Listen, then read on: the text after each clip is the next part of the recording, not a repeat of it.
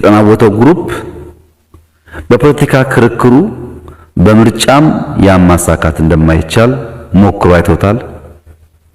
በዲሞክራሲያዊ መንገድ ያማሳካት እንደማይቻል ሞክሮ አይቶታል። አሁን ያለው አማራጭ የሚከፈለውን ዋጋ ከፍለን መግዛት፣ ማፍረስ፣ ማዘዝ አለብን የሚል ስብስብ ነው። ይህ ስብስብ ቀደም ሲል የተነሳው ሌባ ነው። አንደኛ ቅርስ ይሰርቃል፣ ሁለተኛ ታሪክ ይሰርቃል።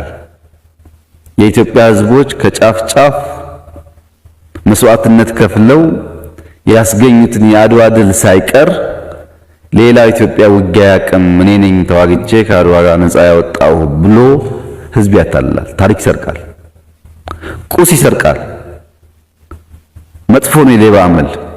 ከማሳ ላይ ጤፍና በቆሎ ያጭዳል። ከጓዳ ከጎተራ ብቻ አይደለም። ይህ የሌብነት መንፈስ አዲስ አይደለም።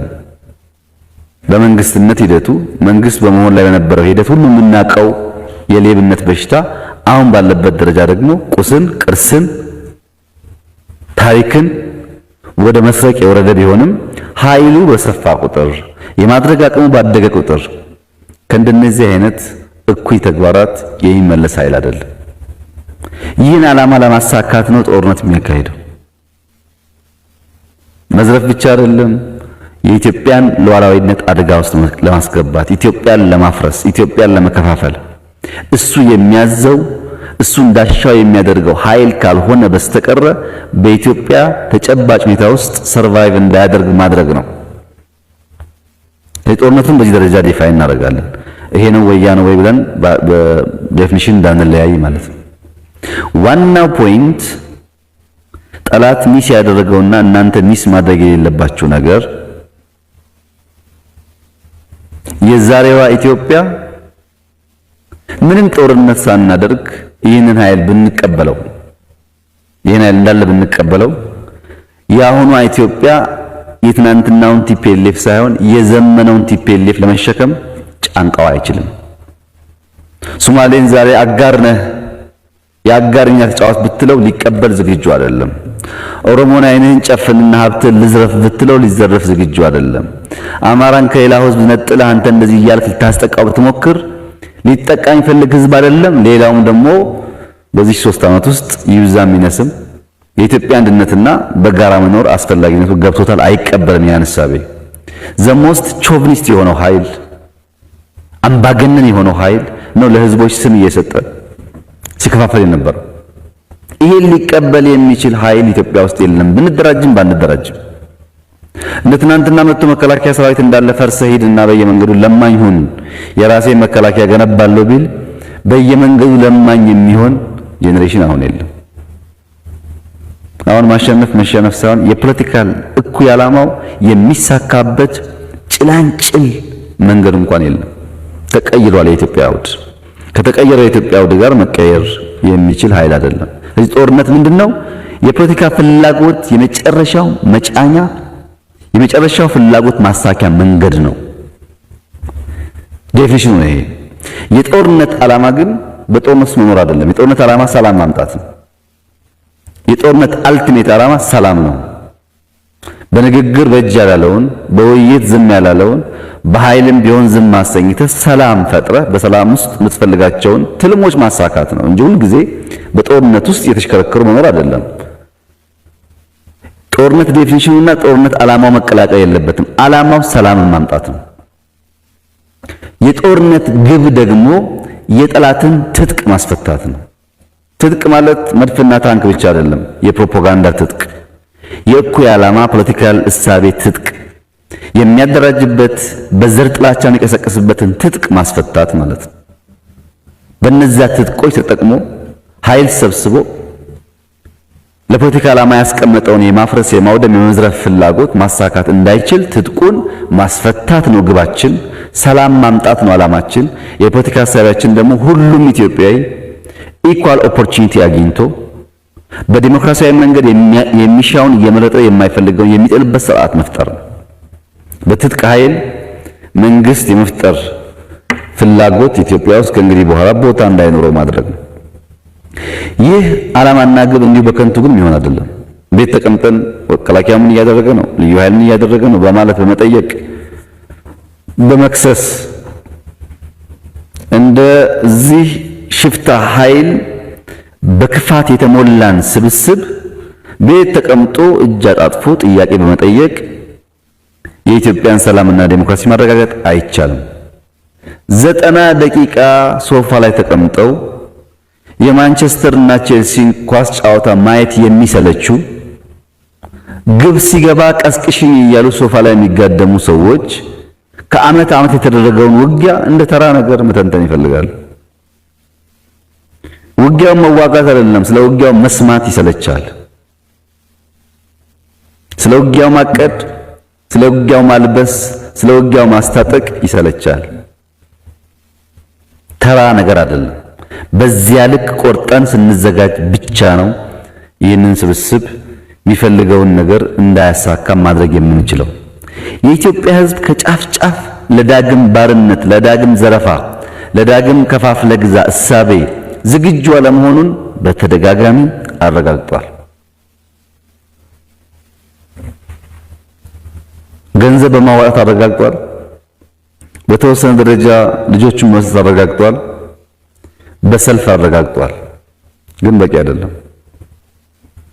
በሆያ ሆዬ በጥይት የመጣን ሰው አንመልሰውም። በተደራጀ መንገድ ነው የምንመልሰው። ለምሳሌ ህዝባዊ በሀገር ደረጃ አያስፈልግም ወይ ላላችሁ ሰዎች ምን ያልተደረገ ነገር አለ? ቆየን እኮ ተነስ ታጠቅካል። ግን ተነስ ታጠቅ ያልነው ከአንድ 3-4 ወር ፊት ለምሳሌ ህዝቡ ሆ ብሎ ሲነሳ ህዝቡን በቀሰቀስነው ልክ በመንግስት አደረጃጀት መስራት የሚገባን ስራ በቂ ስላልነበረ ሆ ብሎ የወጣው ሰው 2 ቀን 3 ቀን ተጉዞ ውሃ ሲጠማ ሆ ብሎ ተመለሰ። ስለዚህ አሁን ትምህርት ወስደን ሰነድ አዘጋጅተን ከክልሎች ጋር ተወያይተን ትናንት አማራ ክልል ያደረገውን የሰማችሁትን በአይናው ኦሮሚያ አድርጎት ሊሆን ይችላል። ጠዋት እየተወያየ ነበር። ሜቢ ከሰዓት ወይ ነገ ደቡብ ይቀጥላል። እያንዳንዱ ክልል አደራጅቶ አስታጥቆ ቀለብ ስንቅ ይዞ ስራውን እንዲሰራና በሀገር ደረጃ በተደራጀ መንገድ እንድንመክተው ነው። ባህር ዳር ላይ ነበረን ውይይት እሱ ነው። ተወያይተን ሚሽን ወስደናል። ሁሉም ስራቸውን እየሰሩ ነው። አዝማሚያውም ጥሩ ነው ያለው። የኢትዮጵያ ሕዝብ ባርነት አልቀበልም ማለቱ መልካም ነገር ሆኖ ይህ ኃይል እንዲገነዘብ የሚያስፈልገው ግን በወሎ ግንባር በነበረው ውጊያ ኢትዮጵያውያን ያልሆኑ ኃይሎች ተሳትፈውበታል። ኢትዮጵያውያን ያልሆኑ የኢትዮጵያ ዝርያ የሌላቸው ሰዎች ተሳትፈው መስዋዕትነት ከፍለዋል። ኢትዮጵያዊ ያልሆነ ሰው ኢትዮጵያን ለማፍረስ በደሴ ግንባር መጥቶ ሲሞት ኢትዮጵያዊ የሆነ ሰው አገሩን ለማዳን ምን ያክል ዝግጁ ነው፣ ምን ያክል እየተጋ እየሰራ ነው የሚለው ጉዳይ ደግሞ ለሁላችን የሚተው ጉዳይ ሆነ። ነጮች፣ ጥቁሮች በደሴ ውጊያ ከቲፒኤልኤፍ ጋር ተሳትፈው ሞተዋል። ይሄ ጉዳይ ይሄ ፈረስ የሚጋልበው አለ ሲባል የነበረው አባባል አይደለም፣ በተግባር ታይቷል። አሁን እኛ ካለን ቴክኖሎጂ በላይ ካለን አቅም በላይ ያላቸው ኃይሎች በቴክኖሎጂ በመረጃ ከፍተኛ ደረጃ ድጋፍ ያደርጋሉ። ምንም ጥያቄ የለውም። እንቅስቃሴዎቻችን ድጋፍ ያደርጋሉ። ኢትዮጵያዊ የመጣበትን የጠላት ሁኔታ በትክክል መገንዘብ አለበት። ከመንግስት አንጻር አሁን ያለው ስጋት በእናንተም ውስጥ በህዝብ ውስጥ የሚሰማው ስጋት በደንብ እንገነዘባለን። ስጋቱም ደግሞ ሚዛን የሚደፋ ስጋት ነው። ዝም ብሎ ስጋት አይደለም፣ ተገቢ ነው። ግን ያንን ስጋት የሚመጥን ስራ ካልሰራን በስተቀር በስጋት ውስጥ ስላላችሁ ብለን ስጋቱን ብናስተጋባ ትርጉም የለውም። ስጋት የሚመጥን አደረጃጀት፣ ያን የሚመጥን ስራና የመቀልበስ ስራዎች መስራት ይጠበቅብናል። በእኛ መንገድም አመቱን ሙሉ የተጓዝነው ጉዳይ አልጋ ባልጋ እንከን አልባ ማለት አይደለም። ስህተት እያረምን ጠንካራ ጎነ ደግሞ እያጠናከርን ይሄን ነው። ሞር ኮንፊደንስ በመከላከያ ሪፖርት እንደሰማችሁት ሞር ኮንፊደንስ እየመጣ ያለው በእኛም እየተሰማን ያለው በየጊዜው ገጥመን አይተን ታክቲኮች፣ ስልቶች፣ ትጥቆች፣ አቅሞች፣ የተኩስ አቅሞች፣ የመረጃ አቅሞች እያየን ስለመጣ ምን ማድረግ እንችላለን የሚል ነገር የተሻለ ግንዛቤ እያገኘን ስለመጣን ውጊያን በሚመለከት በውጊያና በጦርነት መካከል ያለውን ዲፍረንስ በደንብ መለየት አስፈላጊ ነው። ጦርነት ማለት ቅድም ያነሳሁትን የፖለቲካል እሳቤ እንዳይከናወን ማክሸፍ ማለት ነው። ውጊያ ማለት ግን ያን ነገር ለማሳካት በቀን 10 15 100 ውጊያ ሊካሄድ ይችላል። ውጊያ የፖለቲካ ዓላማ ማስፈጸሚያ አይደለም፣ ጦርነት ነው የፖለቲካ ዓላማ ማስፈጸሚያ የሚሆነው። እኛ በስካሁኑ ለምሳሌ ባለፉት 3-4 ወር ገደማ ትግራይ ክልል ለቀን ከወጣን በኋላ በመቶዎች የሚቆጠሩ ውጊያዎች አካሂደናል። ጦርነት አይደለም፣ ጦርነት ድምር ውጤቱ ነው። ጦርነት የሚሰፋ ነገር ነው። እዚህ ጋር ይቀደዳል ይሰፋል፣ እዚህ ጋር ይቀደዳል ይሰፋል። መቀሌን ስንይዝም ሲቀደድ ሲሰፋ ነበር። እንደዚህ ብሎ እየተጓዘ ማሸነፍ የሚባል ነገር አይደለም። ውጊያ ይቀደዳል ይሰፋል። የሆነ ኃይል ይበተናል፣ የሆነ ኃይል ይማረካል፣ የሆነ ኃይል በጀግንነት ይዋጋል። ይሄ ባደረግናቸው በየዕለት የሚያጋጥሙ ውጊያዎች ሁሉ ነበረ። መፍረስ፣ መልሶ መደራጀት፣ አንዳንዴ ትጥቅን ጥሎ መሄድ፣ ትጥቅን ሽጦ መሄድ፣ አንዳንዴ ደግሞ ትጥቅ በሌለበት ሁኔታ እጅ በእጅ መዋጋት፣ ሁሉም ባህሪዎች አሉ። ለምሳሌ ከ10 ቀን በፊት በነበረው ውጊያ በአንድ ቦታ በነበረው ቦታ ቲፒኤልኤፍ እንደ ድሮ ፈንጅ ደድሮ በሌላ መንገድ ነበር ሊያጠቃ የመጣው። 19 የኢትዮጵያ ወጣቶች አርሚው ማለፍ ስላለበት እኛ ፈንጅ ላይ እንከባለላለን ብለው ፈንጅ ላይ ተንከባለው አጥርተው አርሚ ያሳልፈዋል። አሁን 2 ሳምንት ራሱን ሰጥቶ ሀገሩን ለመታደግ የሚፈልግ ኃይል አለ። አሁን ጀግኖች አሉ። የፈረሰውን ክላሽ የሸጠውን ምናምን ብቻ ካየህ የእነዚህን ጀግኖች ነገር ታጣለህ። ሁለቱንም ስትሰማና ስታይ ነው ተስፋውም ስጋቱም በኩል ኢንተርቴን ማድረግ የሚያስፈልገው። በእኛ እምነት ውጊያዎች ይቀደዳሉ፣ ይሰፋሉ። ነገር ግን ጦርነቱን ካለምንም ጥርጥር ኢትዮጵያ ታሸንፋለች። ምንም ጥርጥር የለንም። በዚህ በኩል እንዳልነው አውዱም ተቀይሯል። ቲፒኤልኤፍ ሐሳቡን የሚቀይር ኃይል ስላልሆነ፣ ዶግማቲክ ስለሆነ፣ ፍሌክሲብል ስላልሆነ ያን ቲንኪንጉን ይዞ መጥቶ የሆነ ፑፔት ሰብስቦ የትናንትናው መንገድ ማስቀጠል ይችላል የሚል እምነት በፍጹም የለንም። በፍጹም ጦርነቱን ኢትዮጵያ ታሸንፋለች። ውጊያ ግን እዚህም እዚያም ሊበላሽ ይችላል። ውጊያ የሚበላሽበት በጣም ብዙ ፋክተሮች ስላሉ ውጊያ ቲፒኤልኤፍ ስለሆነ ወይ ሸኔ ስለሆነ ምናምን ሳይሆን የሆነ ሽፍታም 2 ሰው 3 ሰው ሽፍታም አንድ ሆቴል ገብቶ ሽብር ሊፈጥር ይችላል። በዘላቂነት ሆቴሉን ይቆጣጠራል ወይ አይቆጣጠረውም ካልሆነ በስተቀር አንድ ክላሽ ሽጉጥ የያዘው ሰው ለ5-10 ደቂቃ ሊያውቅ ይችላል። እና ውጊያ ባየን ቁጥር አጠቃላይ ጦርነቱ የተበላሸ ተስፋ የሌለው ሆኖ መቅረብ ችግር አለበት። ሁሉም ደግሞ ጠያቂ መከላከያ ምን እያደረገ ነው የሚል ጎረምሳ ለምን ሄዶ አያደርግም? ማን ነው መከላከያ በየቦታው ለሱ ለመሞት ፈርሞለት እሱ ተቀምጦ የመከላከያን ውጊያ እንደፈለገ እንዲገመግም እንዲተነትን የፈቀደለት? ይሄ እኮ የኢትዮጵያ ጉዳይ ነው። ሌሎች ኃይሎች እኮ ሌላ ፓስፖርት ያላቸው ሰዎች እኮ ለዚህ እኩይ ዓላማ ህይወታቸውን የከፈሉ በእግራቸው የተጓዙ ነው። መረጃ ይሰጡ ነው፣ እያቀበሉ ነው። ኢትዮጵያዊ ይሄንን ፈረስ ይሄንን ባንዳ ብቻ ሳይሆን የሚጋለቡትን ኃይሎችን ለማስቀረት እስከ መጨረሻው የቆረጠ የወሰነ መሆን አለበት። በእያንዳንዳችን መስዋዕትነት ላይ በእያንዳንዳችን ጥረትና ትጋት ላይ ኢትዮጵያ አሸንፋ ትቀጥላለች። ካልሰራን ግን ያ ሊሆን አይችልም። ከተማ ውስጥ ሆነው የቲፒኤልኤፍን ፕሮፓጋንዳ ለማሰራጨትና ለማስታጠቅ አልቋል፣ ሁሉ ነገር ተጠናቋል የሚሉ ሰዎች ስተት የለባቸውም። የነሱ አቅም አልቋል፣ የነሱ ተስፋ አልቋል። የኢትዮጵያ አቅምና የማድረግ አቅም ግን አልተነካም። አልቋል ሳይሆን አልተነካም። እንኳን የኢትዮጵያ አቅም እዚህ ያላችሁ ሰዎች አቅም እንኳን ተደምሮ ስራ ላይ አይደለም። እንኳን የኢትዮጵያ አቅም አልተነካም። አቅማችን ሞክረው አስገድለው የጨረሱ ሰዎች ገና ሳይጀምሩ አልቋል ይላሉ። እንዴት ነው የሚያልቀው? ተስፋ አቅማቸው እያለቀ ነው። እውነት ነው።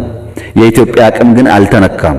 እሱን ሰብስበን ደምረን አሁን በቅርብ ከምናያቸው በርቀት ከምንሰጋቸው ጠላቶች ኢትዮጵያን መታደግ ይቻላል።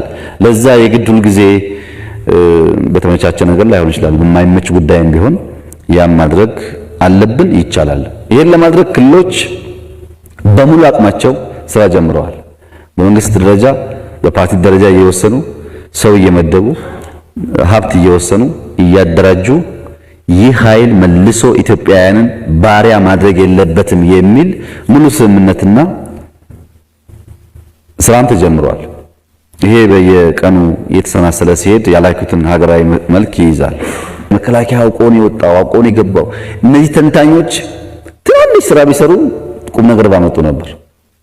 ሰው እየሞተ አስክሬን እያዩ ግን አውቆ ነው የወጣ ወደሚል የከፋ ትንታኔ የሚሄዱ ኃይሎች አሉ። እንደነዚህ አይነት ነገሮች አውቀውትም ሳያውቁም የጠላትን ፍላጎት የሚያስፋፉ እንጂ ለኢትዮጵያ የሚጠቅሙ አይደሉም።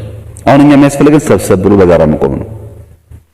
ከቲፒኤልኤፍ አንፃር በጠንካራ በደካማ ጎን መታየት አለበት። ከኛ ለምሳሌ አርሚ ወደ ኋላ ሲመለስ ከኋላ ያለው ኃይል ቁም እባክህን ምናምን በባንዲራ አምላክ ምናምን ነው የሚለው እንጂ አይገልም። አንገልም እኛ ወታደሮቻችንን አሁን ባለው ሁኔታ። በዛ ሳይድ ደግሞ ወደ ኋላ ከተመለስክ አውቶማቲክ ነው ትመታለህ። ወደፊትም ይመታል፣ ከኋላም ይመታል። ምንም የሰው ህይወት ጉዳይ ኮድ ኦፍ ኮንዳክት የሚባል ነገር የለም፣ ኤቲክስ የሚባል ነገር የለም። ችግር የለም። ለዓላማ ነው የምትገደለው ተብሎ ስለሚወሰድ ማለት ነው። አንድ ሁለተኛ፣ በዛ በኩል በጥላቻ አጥፋ፣ እንደ ህዝብ ዝረፍ፣ ግደል፣ ይሄ ህዝብ እያለ አንተ ሰርቫይቭ አታረግም ተብሏል። እኛ እንደ መንግስት ተነስ እንትናና አጥፋ ምን አንጀ እንጠንቀቅ እያልን አይደለም። አንችልም። ኃላፊነት አለብን። ኃላፊነት ደግሞ ችግር አለበት። በጣም ብዙ ፍተሻ ምዘና ስለሚፈልግ በአንዳንድ ጠላት ታቅፈህ ልትቀጥል ትችላለህ። እስክታውቀው እስክታጣራው ድረስ ችግር አለ። ንጹህ ዜጎች ሳይሳቀቁ ሳይጎዱ ግን በውስጥ ያሉ አርበኞችና የጥፋት ኃይሎች ደግሞ ተለይተው የሚለው ጉዳይ በጣም የሁላችን ትብብር ይፈልጋል። ቀላል ስራ አይደለም። ከእናንተ የሚፈልገው አንደኛ መከላከያ ማጠናከር። መከላከያም ተጠናክሮት ለሸኔ ለቲፒኤልኤፍ ብቻ አይደለም። መከላከያ ካልተጠናከረ ብዙ ጠላት አለ ይሄን ሀገር የሚያፈርስ አየነው። በጽሁፍ አየን፣ በሚዲያ ፕሮፓጋንዳ አየን፣ በመረጃ መስጠት አየን። አሁን ደግሞ ህይወትን በመክፈል አየነው። ተራ ኮሚትመንት አይደለም ይሄን ሀገር ለማፍረስ ያለው እና መከላከያ የምታጠናክሩት በሄዳችሁበት ለምሳሌ አንዳንዶቻችሁ ማሰልጠኛ ጣቢያ ብትሰማሩ ሄዳችሁ መከላከያውን ማስተማር ሊሆን ይችላል። በየክልል ብትሰማሩ የክልል ሚሊሻዎችን ማስተማር፣ ዓላማውን ማስጨበጥ፣ አስፈላጊ ከሆነ መርቶ መሄድ ሊሆን ይችላል። ችግር የለውም። ሄዶ የሀገር ልውና ማስጠበቅ ሊሆን ይችላል። ሶስተኛ ቢሮዎቻችን አካባቢ እነሱ የሚፈልጉት ሙሉ በሙሉ ስለ ጦርነት ብቻ እያወራን ሁሉ ነገር እንዲቀር ነው። ትምህርትም እንዲቀር፣ እርሻም ሁሉ እንዲቀር ነው። ያ ደግሞ ከቀረ ጦርነቱን ብናሸንፍም በራብ ምክንያት እንባላለን። ስራዎቻችንን ካልሰራ መሸከም አንችልም። አሁን ያለውን ነገር ተሸክመን ሄዳ ለመሸከም ስራ ያስፈልጋል። ሰሞኑን ጎንደር አካባቢ ነበርንና ይሄ ባህር ዳር ስብሰባ ጋር ተያይዞ የነገሩኝ እዛ ያሉ ሰዎች የዘንድሮ ምርት ፈራ ነው፣ ባህላዊ እምነት ነው፣ ሊገፋን ነው መሰለን። በጣም ምርት አለ ዘንድሮ አይታችሁ ከሆነ ጎጃም፣ ጎንደር ምናምን አርሲ የሚገርም ነው እና ሊገፋን ነው። ጠላት የስንዴ ዘለላ ሲያይ በጣም ነው የሚበሳጨው። እኛ እዚህ የሞትን እነሱ ስንዴ ያወራሉ ይላል። እኛ ግን ስንዴው ከሌለ we cannot survive ምን እንበላለን? ሚዳንም ያገዘን ምናምን እኮ የለም። አብዛኛው ጠምዛጅ ነው እጅ እና ሚኒስትሮች በአንድ በኩል በኖርማል 8 ሰዓታችሁ ስራዎች እንዳይበላሹ ትሰራላችሁ። ተጨማሪ 8 ሰዓት ጨምራችሁ ደግሞ እንደዚህ አይነት ነገሮች ክፍተት እንዳያገኙ ትመራላችሁ። ብቃታችሁን አቅማችሁን ታውጡና ሀገራችሁን ትታደጋላችሁ። እና መከላከያ ማጠናከር፣ ማሰልጠን፣ ህዝቡ ወደዛ ጉዳይ እንዲገባ ማድረግ፣ ማስተማር፣ በሚዲያ መስራት ይጠበቅባቸዋል። አካባቢ መጠበቅ፣ የራሳችሁን ኦፊስን መጠበቅ፣ ህዝቡም አካባቢን ጠብቅ ማድረግ ብዙ ድራማዎች ስላሉ ቅድም ደሴ ላይ ለምሳሌ አንዲት ሬጂመንት ኮማንዶን የተዋጋው ኃይል ደሴ ነዋሪ ነው። ትናንትና የመከላከያ ደጋፊ የነበረ ኃይል ቲፒኤልኤፍ እየቀረበ ሲመጣ ሬጂመንቷ እንዳትወጣ ከቦ መስዋዕትነት ከፍሎ እኮ ነው ሊያስቀር የሞከረው እዛ የነበረ ኃይል ነው። ይሄ በእያንዳንዱ ተቋም ውስጥ አለ። እያንዳንዱ ሚኒስትሪ ውስጥ እያንዳንዱ ምናምን ውስጥ ጊዜ ሲመቸው የሚሰራ ኃይል አለ።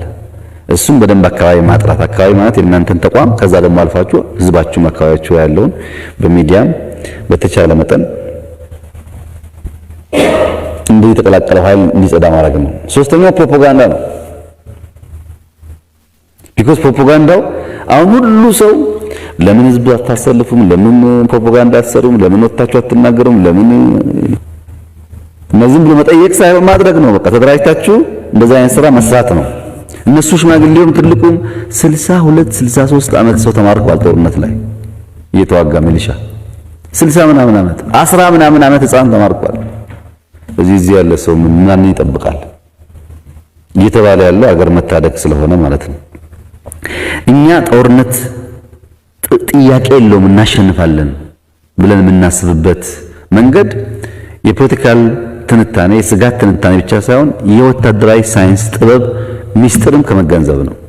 አንድ ጦርነት አሸናፊ የሚያደርጉ በጣም በርካታ ጉዳዮች አሉ። አንደኛው ዘሞራል ነው ይባላል። የሀገር የባንዲራ ፍቅር ደሴን የሚያስለቅቀው ለመዘፍ አይደለም። ወልዲያ ጋር የሚሄደው አርሶ አደር ለማጎሳቆል አይደለም። ትናንትና ማታ ኮምቦልቻ ላይ ወጣቶች በአስፓልት ላይ ሽሙ ነበር ነው ሰዎች ትናንትና። ለምን ወጣቱ ሁለተኛ ቀና እንዳይናገር እንዲፈራ የሄዶ ስታይላቸውን ታስታውሱ ከሆነ 83 ሌባ ነህ ብሎ አደባባይ ላይ ገሉ ነበር። ታውቃላችሁ ብዙዎቻችሁ።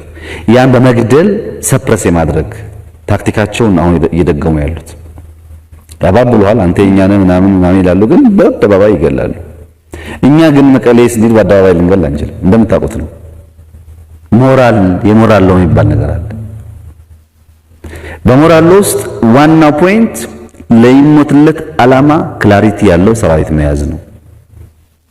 ለምን ዓላማ ነው የምሞተው? ይሄው ሰው የሚከፍለው። ሁለተኛው ሜተድ ነው፣ ዲሲፕሊን ነው።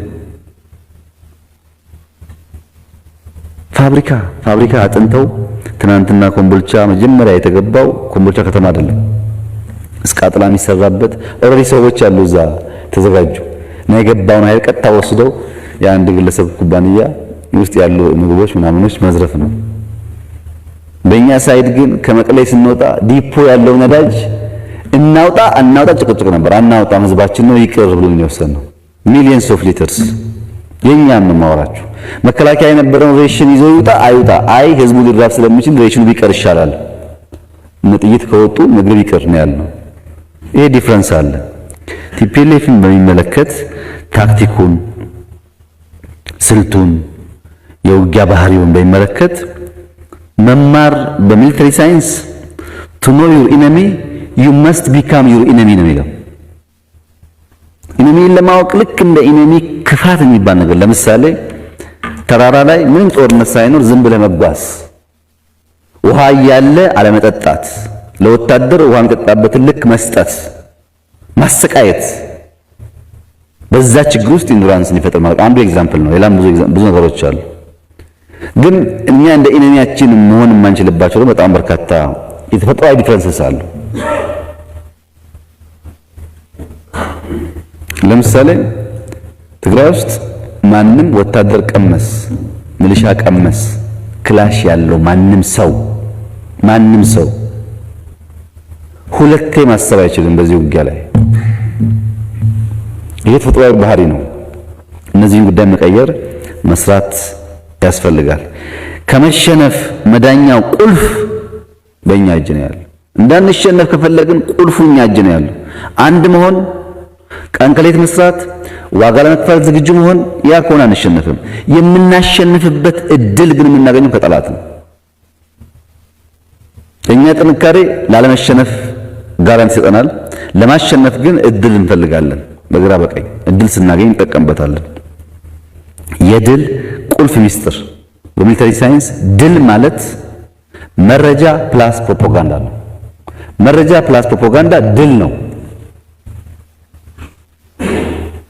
አሁን እኛ ጋር አንዱ የሚያዛባን በውስጥ የተሰገሰገው ኃይል ቴክስት ያደርግና ጠላት እንደዚህ አይነት 10,000 5,000 100,000 እንዲያደረገ ነው ይልካል።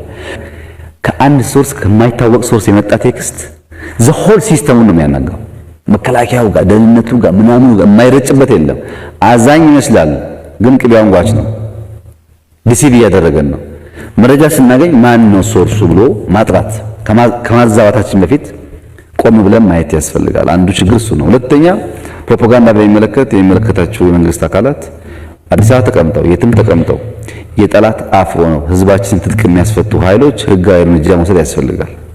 እሱም በክልሎች ተናግረናል። እዚህ ያላችሁ ማስፈጸሙት ይሄን አሉ። እንደዚህ ፖለቲካ የነፃ ሚዲያ የነፃነት ምናምን አስመስለው የሚጫወቱ አሉ። ነፃነት በሀገር ቀልድ አይሰራም። ብዙ ድራማዎች አሉ የሚሰሩ። እሱ ላይ ትንሽ እንደተባለው ጠንከር ያለ ነገር ይወሰዳል እና ውዱ ስጦታ መረጃ ነው። አደገኛው ነገር ደግሞ መረጃ ነው። ዲሲፕ ከተደረገ እናንተ ቢያንስ በመረጃና ፕሮፓጋንዳ መሃል ያለውን ነገር በደንብ ትሰሩ ከህዝብ ጋር። አሁን ደሴ ውጊያው ሳይጀመር እዛው ያሉ ሰዎችን ጨምሮ መከላከያ ውጡ ብሏል ወይ ይናገራሉ። ለምሳሌ እኔ ደሴ ነኝ፣ ውጡ ብሏል ይባላል እና 10000 15000 ያንተ ዜጋ ነው እየሸሸ ያለው። እዚህ ውስጥ በመቶ የሚቆጠሩ ሰዎች አሉ አብረው የሚሄዱ አላማቸውን የቀጥለው ከተማ እየገቡ ስራ ለመስራት ነው እና የራስን ህዝብ ደግሞ አይቻልም ቆይ ስትለው የዘርም የምንም ጫዋታ ስላለበት ልክ እንደከለከልከው ነው የሚያስበው። ጥፋት እየመጣበት እንደሆነ አያስብም። ትናንት የነበረው ፈተና እሱ ነው። የኛ ህዝብ ከዲሲፕሊንና ካለመደማመጥ ችግር ለጥላት በር ይከፍታል። ለምሳሌ 5 የጁንታው ተዋጊ ኃይሎች እዛ ኮምቦልቻ ሲቪል አላቸው ሰው ሲቪል ለብሰው ብሎ መኪና ይዘው ኮምቦልቻ ታርጋ ነው ደሴ ታርጋ ይዘው እየነዱ ተይዘዋል። ቶያ ይዘው ማለት ነው። ቢገቡ ነው እኮ እየነዱ ቀን ዜጋ መስለው። እንግዲህ አንድ ከለር አንድ ቋንቋ ምናምን ነው። ምንም በምን ትገምታለህ? ሰው ተይዘዋል። ሰዎቹ ግን ፍላጎቶች አሉ። አዲስ አበባ ዙሪያ ፍላጎት አለ። አዲስ አበባ ውስጥ ፍላጎት አለ። ዝም ብሎ ጠሽ አድርጎ ቀደርሷል ወያኔ ላይ ማሸበር ፍላጎት አለ። እናንተ የሚጠበቅባችሁ ህዝቡ ከከተማው እንዳይለቅ። እኛ መቀሌ ስንሄድ ሰው አለቀቀም እንዳለ ነው ቁጭ ያለው። ስንወጣ ጨፈረ እንጂ ከኛ ጋር ሆኖ ሳይሆን አለካ ነው፣ ግን እንዳለ የተቀመጠው። ብዙ መረጃ ብዙ ስራ ሰርተዋል። አክቲቪስቶቻቸው ሁሉ ከተማ ውስጥ ነበሩ እና የኛም ባለበት እንዲቆይ አገሩን ለቆ የሚሄድበትን ስለሌለ እንዲቆይ ቢነገር በየሁሉ ቻናል እና ከናንተ የሚጠበቀው እነዚህ ስጋት ኃይሎች በተቻለ መጠን ያሻቸውን ማድረግ እንዳይችሉ ማድረግ ነው እና ከስጋት ትንተና አንፃር ወያኔ በህይወት እስካለ ድረስ ኢትዮጵያን ማቆርቆዝ፣ ማዳከም፣ መከፋፈል፣ መግዛት የሚባሉ አደገኛ ፍላጎቶች ጠፍቶበት አያውቅም። መግዛት ማለት እዚህ ጋር መቀመጥ ብቻ አይደለም። ሪሶርስ የሚዘርፍበት መንገድ ካለ ብቻውን ሰርቫይቭ ማድረግ እንደማይችል ስለሚያውቅ ይሄን ደግሞ የሚያግዘው ኃይል ከመጣ የማንም ጠላት ቢሆን ችግር የለበትም። ቲፒኤልኤፍ ከማንም ጋር ይሰራ ዝግጁ ነው። እዚህ ከፋፍላል፣ ከሌላው ኃይል ጋር ይሰራል።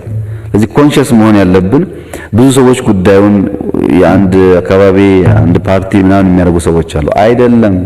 ቲፒኤልኤፍ ሀገር ለማዳከም ለማቆቆዝ ነው የመጣው። እዚህ ያለው ቲም እንዳለ ቢፈርስ እዚህ ያለን ሰዎች እንዳለን ብንወጣ 100% እርግጠኛ ነኝ ራሱ ቲፒኤልኤፍ በትናንትናው መንገድ ኢትዮጵያ ሊያስተዳድር አይችልም። በመናገርም ፕሮጀክት በማየትም ስለ ዘረፋ ጉዳይ በመገንዘብም እንደባለፈው እንደፈለክ ልታታለው የምትችለው ኃይል አይደለም።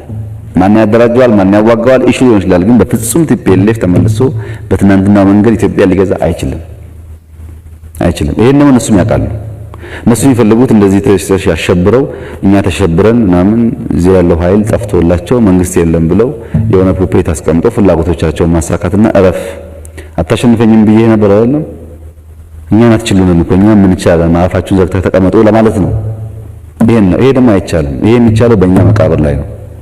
አይቻልም። ይሄ እንደማይቻል አታካሽ ስራዎች ይጠይቃል። አድካሚ ስራዎች ይጠይቃል። በጣም ብዙ መልፋት አለብን። አርማ ማጠናከር አለብን።